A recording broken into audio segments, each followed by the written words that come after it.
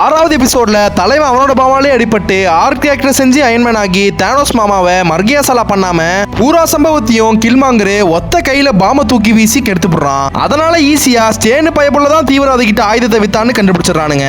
அந்த பய பொசிஷனுக்கு காப்பாத்தின குலதெய்வம் கில்மாங்கர் அப்பாயின் பண்ணிடுறாப்ல.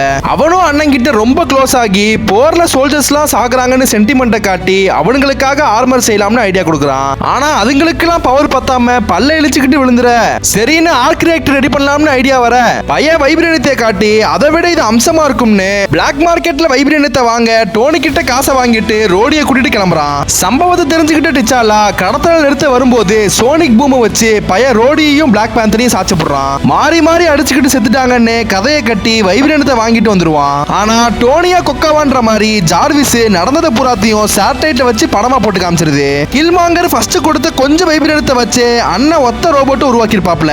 ஆனா செத்த பைய அதையே சாச்சிட்டு அண்ணனை போட்டோ ஃப்ரேம் மாதிரி தொங்க விட்டுருவான். இதுக்கும் சேர்த்து வக்காண்டா மேல பழைய போட்டு ஆயிரக்கணக்கில் ரோபோட் ஆர்மியை ரெடி பண்ணி யூஎஸ் ஆர்மி மாதிரி கொண்டு போறான். அங்க போன உடனே அப்படியே ட்விஸ்ட் அடிச்சு வக்காண்டா கூடயே சேர்ந்து பூரா ரோபோட்டையும் காலி பண்ண ட்விஸ்டையும் சொல்லி கொடுத்து கூடவே சண்டையும் போட்டு நல்லவனாகிறான். அது கூடவே டிச்சாலாவோட தம்பிங்கிறதுனால பாசத்துல பிளாக் பேந்தராவும் ஆக்கி விட்டுறானுங்க.